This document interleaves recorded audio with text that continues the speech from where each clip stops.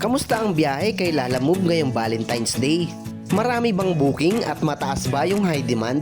Tara, samahan niyo ako sa biyahe ko.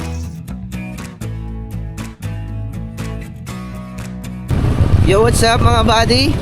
Another day, another biyahe na naman tayo kay Lalamove. Medyo matagal tayong hindi nakabiyahe kasi nagpabunot tayo ng ngipin. At ngayon, bumiyahe tayo, umulan pa. Pero Valentine's Day kasi ngayon, kaya medyo masarap bumiyahe kahit umuulan. Matataas yung high demand. So, kalalabas ko pa lang ng bahay. Ang oras na natin ay 10:20 na ng umaga. So, wala pa akong first booking kasi bumili pa ako ng plastic eh. Pero tingnan natin, kaya ilan tayo ngayong holiday, ngayong Valentine's Day. So okay naman na yung ngipin. Siyempre bawal yan benat, delikado. Pero okay na. Kahit paano nakadalawang araw na tayo na pahinga sa ngipin natin. Bagong bunot. Tara, kaya tayo, let's go. Namiss ko bumiyahe mga buddy after 2 days. First booking of the day. First booking of the day nga natin, San Bartolome papunta ng Pasig, 396. Medyo malaki yung pamasahe ngayon, mataas kasi yung high demand. At syempre may kasabay tayo dyan na booking, San Bartolome papunta ng Mandaluyong, 296 yung shipping fee. At sa mga oras na to mga buddy, sobrang lakas pa rin ng ulan. Pero hindi tayo nangangamba kasi sobrang kapit ng gulong na gamit natin. Walang iba kundi ang Champion Tires. Pagkatapos ko nga ma-safety yung bulaklak na pinadala ng customer, ay agad-agad na rin akong umalis dyan. So yan mga buddy, na-drop ko na yung unang drop off, Mandaluyong. Hindi ko lang nakuha ng video kasi hirap eh. Tara, sunod na drop off na tayo mga buddy, let's go. Traffic, animal. Adrian po. At pangalawang drop-off mga buddy dito sa may Pasig Boulevard. At GCash payment pala yung binayad ng customer dito at ginawa ng 450 pesos. Ganda kita ng 450 ko. Ay, salamat po. Po yan. Salamat po. Mga buddy, wrap na natin. Wrap na natin. Ano pa tayo sunod na booking? Tara, tayo sunod na booking. Kaso problema mga buddy, bagal ng data rito. Kanina pa na ipa-loading. Lalamove.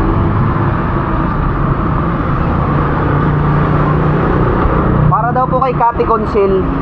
At pangatlo nating booking mga buddy, Pasig papunta ng San Francisco del Monte, 256 yung shipping fee. At buti na lang kamo nga at may dala akong garbage bag. Naka-paper bag lang kasi yung item at medyo manipis lang. Kaya nilagay ko na dito sa may garbage bag na dala ko para safe na safe yung item ng customer.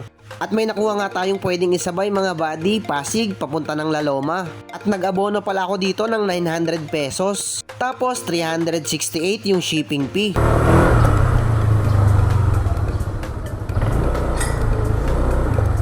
Thank you, Chip. Turn left onto College Street, then turn left onto M. Concepcion Avenue.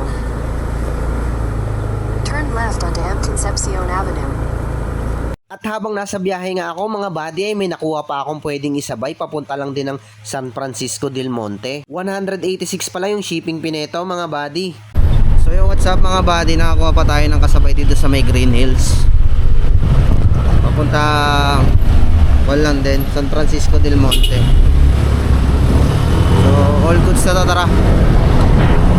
Malapit na eh. Dito tayo sa may Green Hills sa Kabikap. So tara, let's go, dali na natin ito mga buddy. Bakbak lang, bakbak. Kasi bukas, tamad na naman. May gagawin pala ako bukas eh.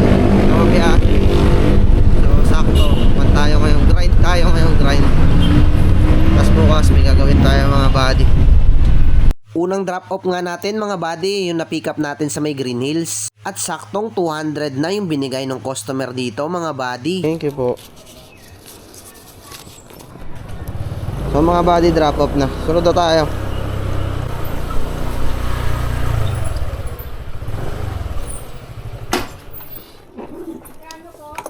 256 po. Thank you. Thank you po. 256. Senior, then turn right onto San Pedro Bautista.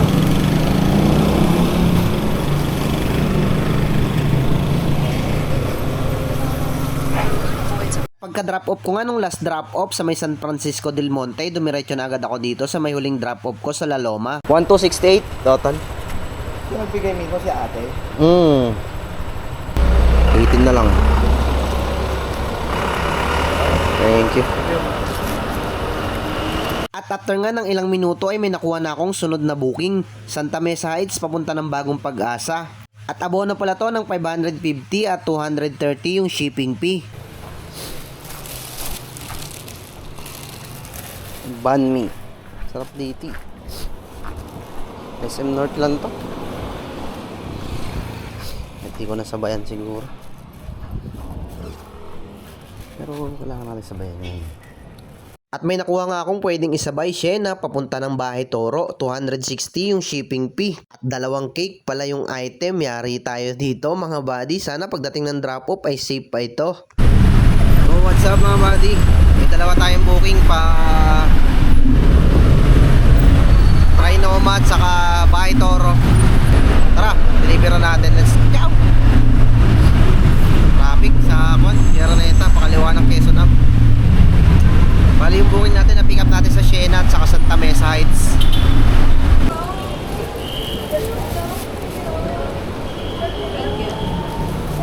Thank you. At pagka drop off ko nga nung booking ko sa may SM North ay dumiretso na rin agad ako sa may Bahay Toro. Kuya? 260. 260? Ah. Ay, yung delivery na. Ito. Balikan kita. Ah. Bigay ko muna pa.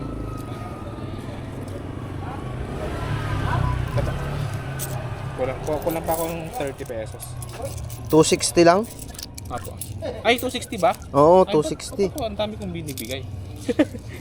Wait lang. 200 na to sir eh.